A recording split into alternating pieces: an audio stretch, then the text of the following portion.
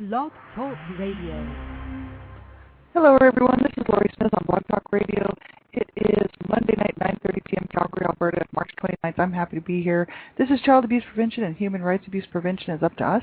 It's a half-an-hour live internet streaming radio broadcast from blogtalkradio.com. And, I'm just happy to be here. I'm glad that you can be here. And we're covering, continuing on with the Survivor to Thriver workbook that we've been working on for weeks now. And it's just so good for survivors to know that there's help out there, and that there's so many great like coping lists and workbooks and things that people can get a hold of to really help them on their journey, on their healing journey. And it's so important, and I just think not enough people are talking about it. There must be some somewhere. I just haven't run into them, so I just thought, hey, I'd be one more voice out there just to share some information. And we cover all kinds of topics on this show, not just survivor issues. But we just happen to be working on this workbook, and I wasn't sure how long we were going to keep going in it, but it's just so good, and it's so helping me out so much. I just thought other people might get some real help out of it too. So we're on page 82 of this workbook. It's the Survivor to Thriver workbook from the Adult Survivors of Child Abuse. That's the ASCA, Adult Survivors of Child Abuse Morris Center program. And you can pull this workbook up too. You can find it at www.ascasupport.org. And it's a great workbook. It's free for anybody to download. There's a safety first chapter on there. The first 34 pages or so are devoted to safety first, and that's just so important because as a survivor of child abuse, we all heal. We're all healing in different stages, right? And it just depends on what stage you're in to how much really we should go forward in our healing process, because we don't want to go back, we don't want to regress, right? We want to move in a very slow and what's a comfortable pace for ourselves, and something that's realistic, right? And something that's going to be a comfortable pace for ourselves. So that's why it's so important that if you are on your healing journey and you haven't really come that far, and you're just having a lot of troubles and a lot of issues with your in the healing process, you might not want to listen to this show.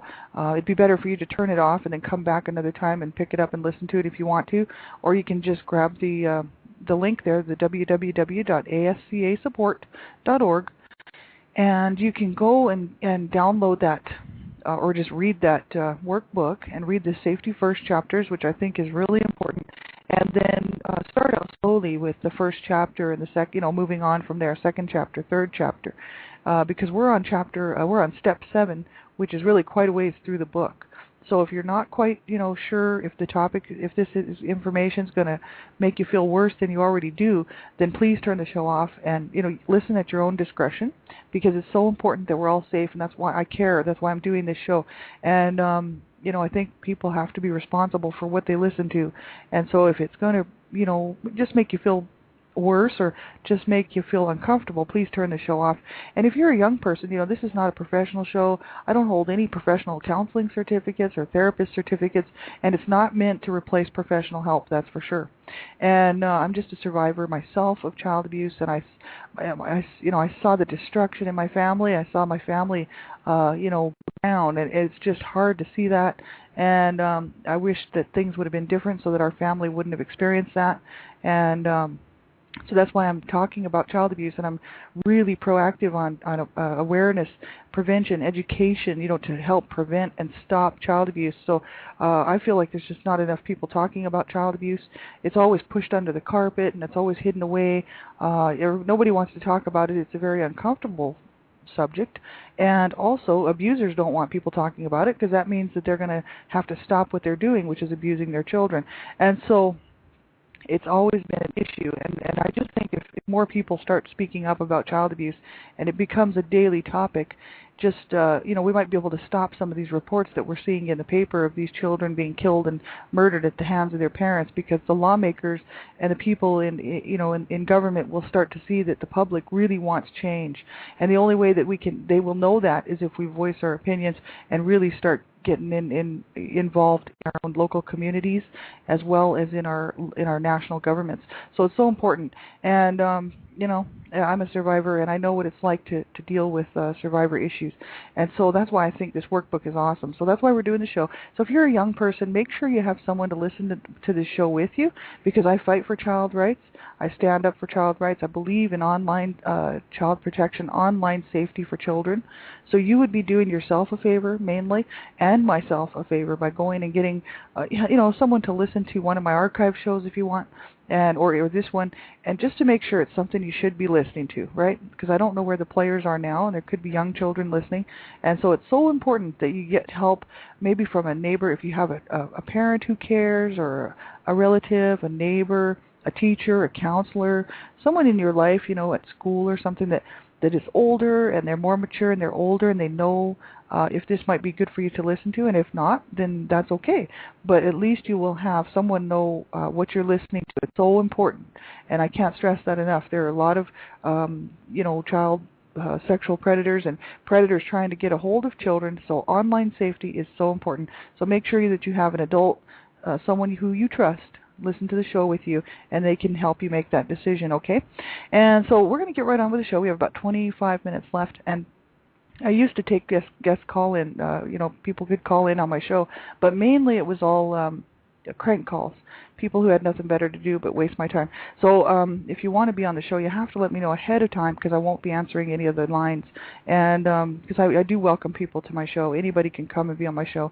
You just have to work it out with me ahead of time, so that I know what your number is, and that way I can bring you on the air, because I would love to have people join in. And so yeah, we'll get right on this. This is Step 7 from the Survivor to Thriver Workbook, page 82, and that's found at www.ascasupport.org. And you can bring that up. You can follow along with me if you'd like. And I'm going to probably just throw my own stuff in there, which is what I do if you listen to my other blog talk shows, just to sort of give people an idea of what happens in families, what happens to people, from a surviving standpoint, from someone who's actually survived it, and some of the stuff I can relate to, some of it I can't, and that's just the thing. We're all different. We've all experienced different things. And so that's and it's very sad, and that's why I'm just working like overtime to try to stop child abuse, because it needs to stop. And if we don't raise our voices, who's gonna stop it? No one, right? We have to stand up for these children today, the children of tomorrow, the next generation. We have to make a sincere, a sincere effort to stop child abuse, and because these kids are suffering. News reports in the news every day, children dying at the hands of their caregivers or parents, and or sexual predators, and also or ending up in the hospital with abuse-related injuries. Right? We don't want to see any more of that. But I'd rather see a whole page on parenting skills and stuff on the front page, and resources and links for parents who are having problems. And because parents have problems, they're people too, and they have lots of problems in their lives, and they sadly lash out at their children, and they might have mental issues that need to be addressed. There's so many issues, so I'd rather see that than a bunch of bad reports of children being killed and murdered at the hands of their parents and caregivers. So I think we all need to stand up and start making some noise. And so we'll get right on with this Step 7. I can sense my inner child whose efforts to survive now can be appreciated. Now this particular chapter is very interesting to me, because I realized that my inner child was suffering about 3-4 years ago. Really all the way through my 30s, but 3 or 4 years ago I knew that my inner child was still in a rage, and I never really identified with my inner child. I just thought it was me, but I wasn't really associating it with an inner child, because I had never had any professional counseling or therapy or anything. But someone actually told me, they said, yeah, it must be your inner child. And so I was like, oh, I didn't think of it that way. So this chapter is quite interesting for me. So I'm just going to read right from the very first paragraph here, and it says, this step involves turning inward, away from the violence and pain of your abuse, to reach inside to your inner child and begin learning how to nurture and develop this vulnerable part of yourself. This is both a grieving and healing step, because what you give now to this child will be restorative and fulfilling, and will form the foundation upon which you can build other changes as you work the latter steps. And this is also a step that will help you recognize and acknowledge your childhood efforts to survive the abuse. It says, by now, you know pretty much what happened to you, who did what, and how you felt about it. It is now time to continue the work you began in step 5 by forgiving yourself for any of the millions of reasons that you may have used to blame yourself for the abuse.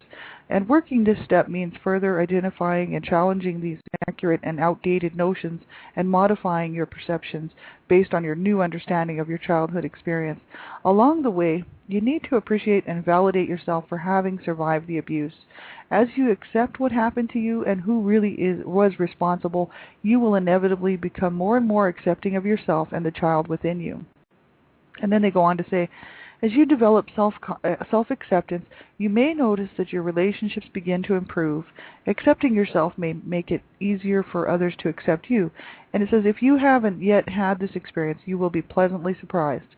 Allow yourself to share these new feelings about yourself with people who you care for and trust. Look for acceptance and understanding, and if you don't get it, ask for it.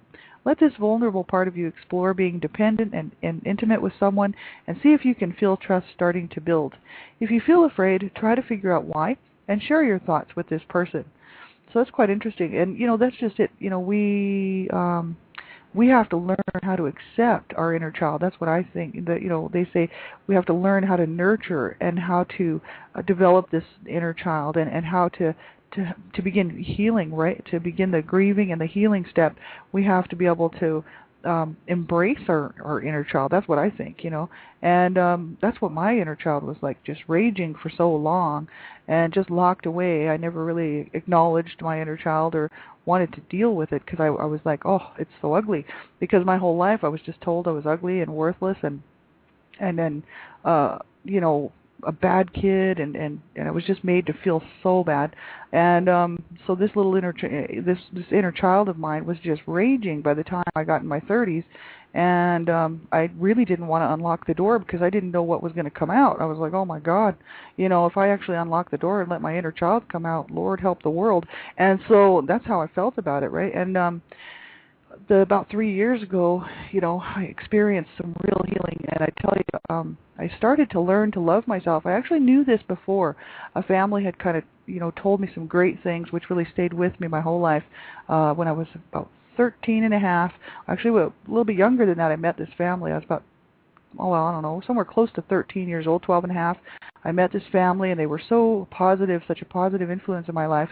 But when I was 13 and a half, they actually intervened on my behalf and went and talked to my mother about the abuse, and they let me stay at their house and basically took me in as one of their kids for, weeks on end, sometimes just a weekend, but sometimes for a week or two, and especially during the summer, because that's when it was dangerous for me to be at home, because I would be home with my mom during the summer when I wasn't at school, so that's when most of the abuse would take place.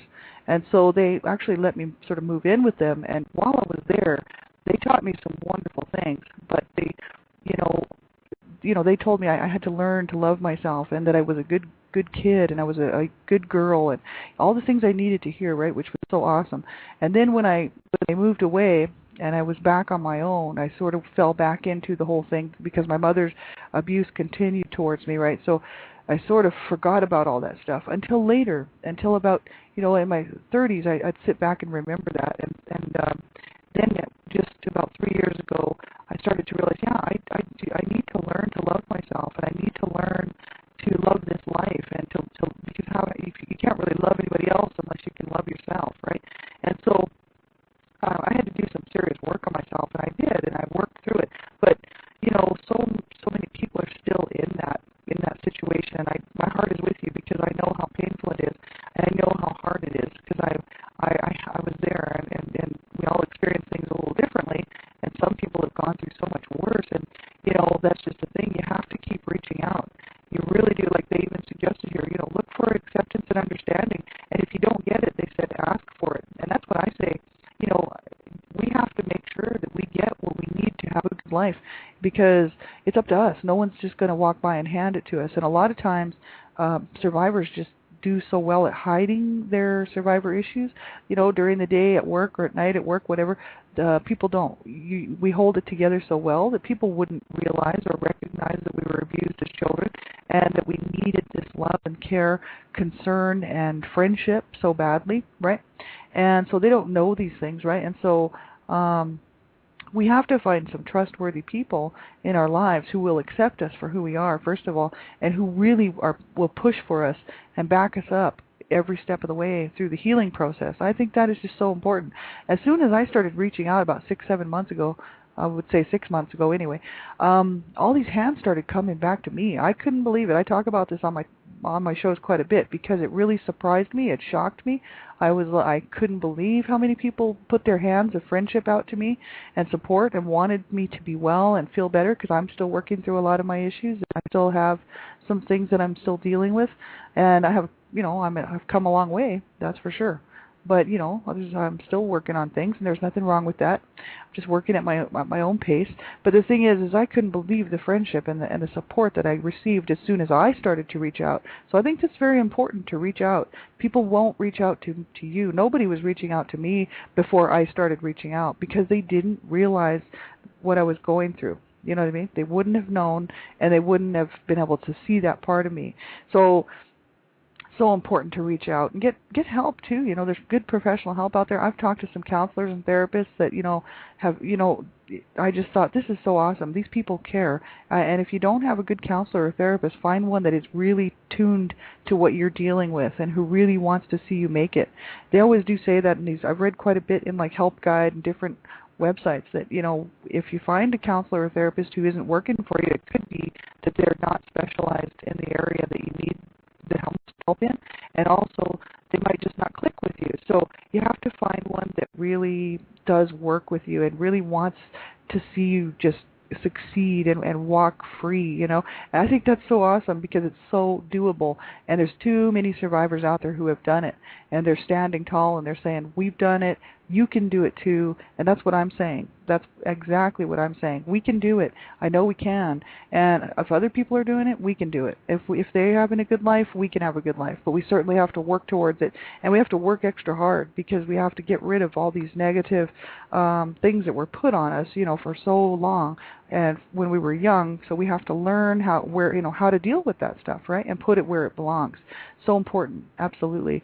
They have some recommendations here for this portion of the inner child. They have a self-help portion, like it's recommendations really. It's just a few paragraphs, and then they also have a professional help suggestions or recommendations. So we'll read the self-help. They said, pick one photograph of yourself as a child that you especially like. Frame it and put it where you can see it often. If you don't have a picture and cannot get one from family or relatives, try drawing a picture of yourself as a child. Don't worry about it being a good picture. It may be better to let your inner child draw a child's drawing. If it fits, put it on your refrigerator. It says, that is a great idea. Because, I have school pictures that I took, and I actually have them on some of my sites.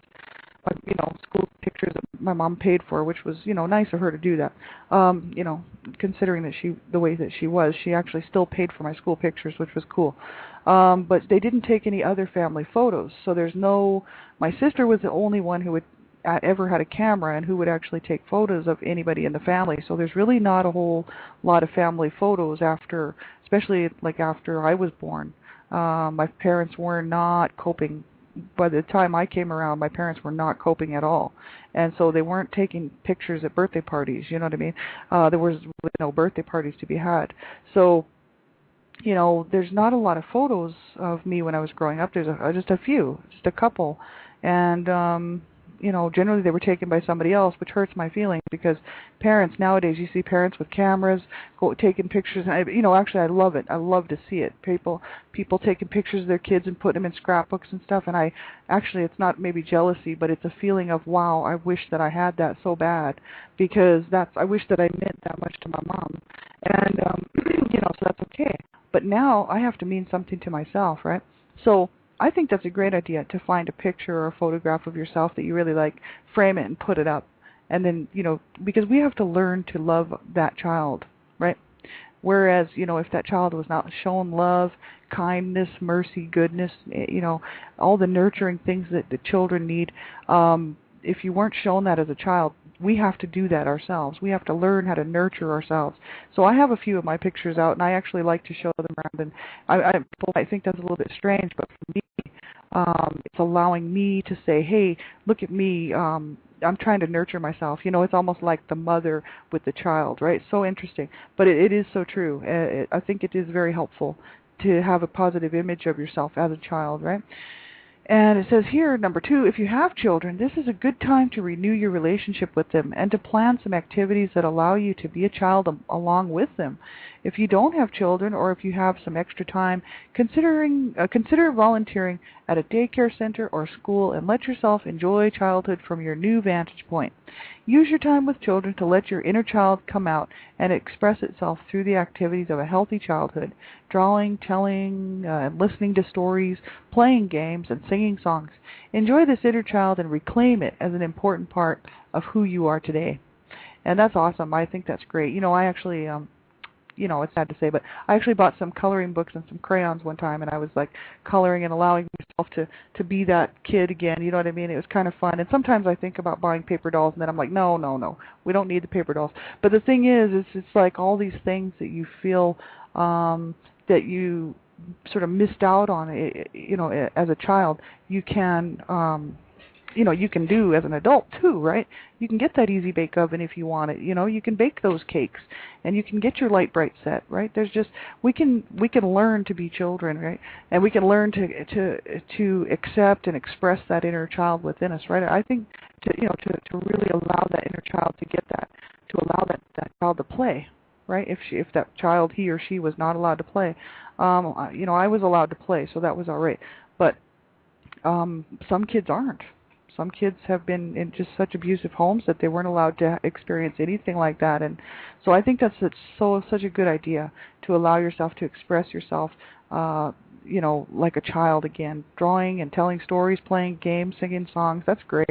And then they say, thirdly, at ASCA meetings, share how you are trying to nurture your inner child. So you could talk to someone if you belong to an ASCA group, a support group, if they had one in your city, or if they don't, any child abuse survivor, adult survivor group, you could do that. You could share how you're trying to nurture your inner child and talk to people about it. That's so interesting.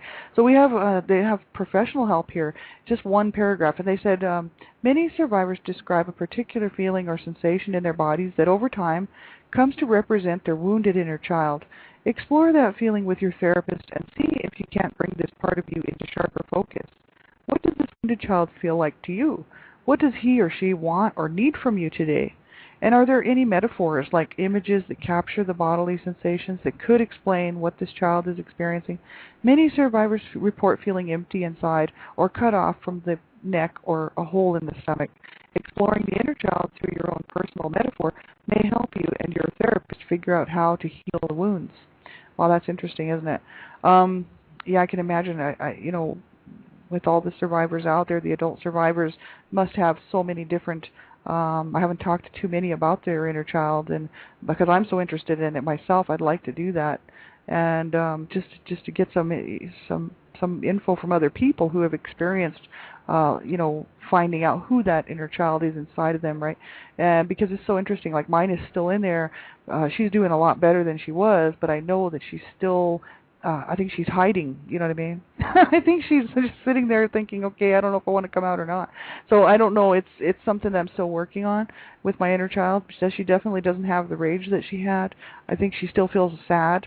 And so, I need to learn how to bring her out and allow her to see that she can trust and she can have a good time and she can enjoy herself and she doesn't have to worry about, abuse and people hurting her and making her feel bad all the time. And I think that's just so important, right? So it's just so interesting to talk about that inner child. I really think so. We have about 6 minutes left. Chapter 5, this is stage 2, which is called mourning, mourning, mourning, right? That's like if you're mourning a death, or a loss of something. And this is page 85 of the Survivor to Thriver workbook, and it comes up next. It's right after the chapter that we just finished.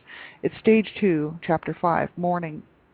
And I'll just read the first part of it, and then we'll take another look at it another night. It says, in stage 2 recovery, the focus shifts from the details of your past abuse to the impact of the abuse on your adult life. This stage represents the intermediate point in your recovery, in which healing and change occur in tandem, each reinforcing and complementing the other. As in the fourth step of Alcoholics Anonymous, The cornerstone of stage 2 is taking an honest inventory of your current life problems and then dedicating yourself to changing the behaviors that are making your life unsatisfactory. For adult survivors, this means going beyond awareness of your self-sabotage and taking direct action to deal with it. And it says stage 2 also requires you to delve deeper into your psyche to face your shame, a core feeling experienced by many adults from dysfunctional families. Ultimately, you must challenge the shame and turn it around into self-acceptance, which will then become the source that nourishes your new self.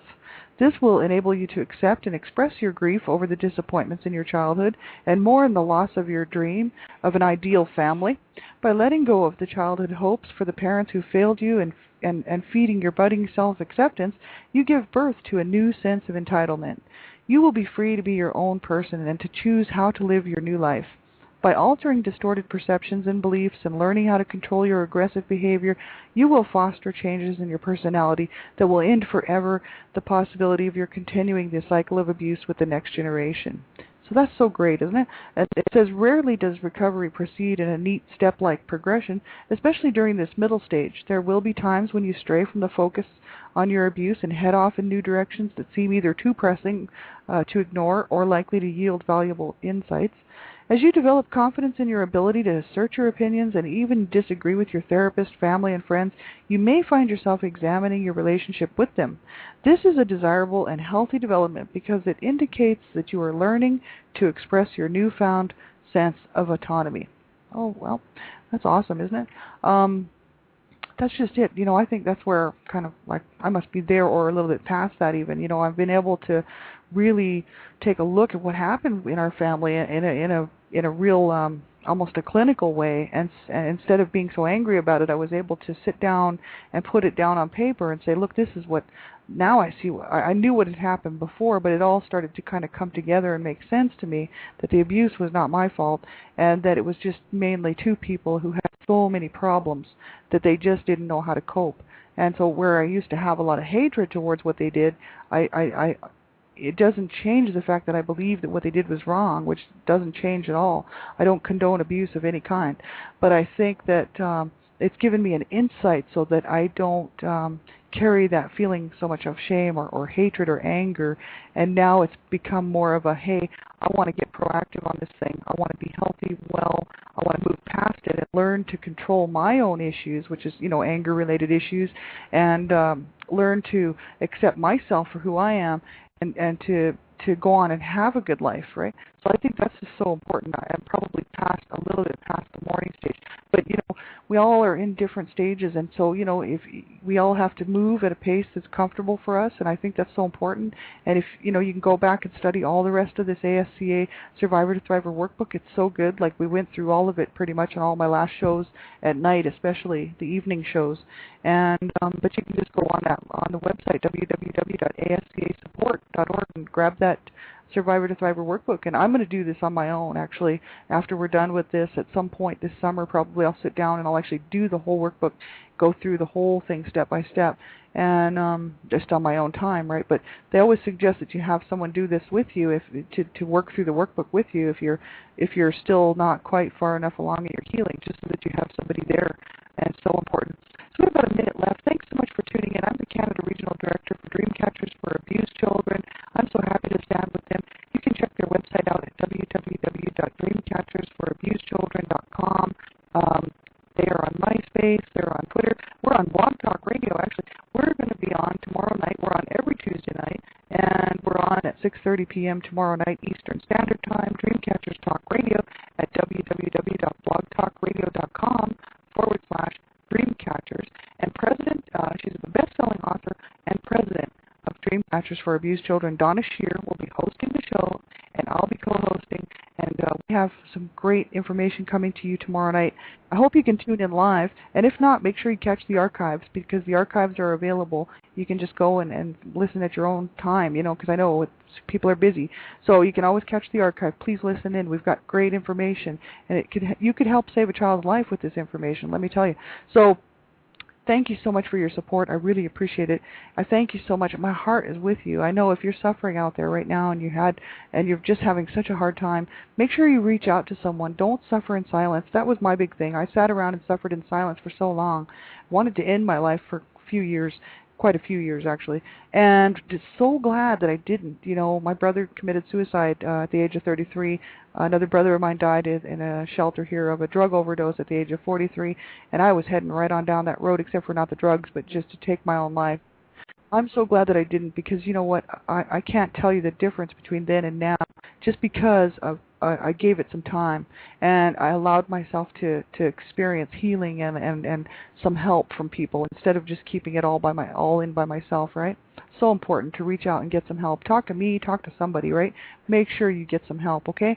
Take care, everybody. Until next time, I'll be on tomorrow morning, 5:30 in the morning, Mountain Standard Time, for one child abuse survivor to another. And take care, everybody. You're in my heart and you're in my prayers. Bye-bye.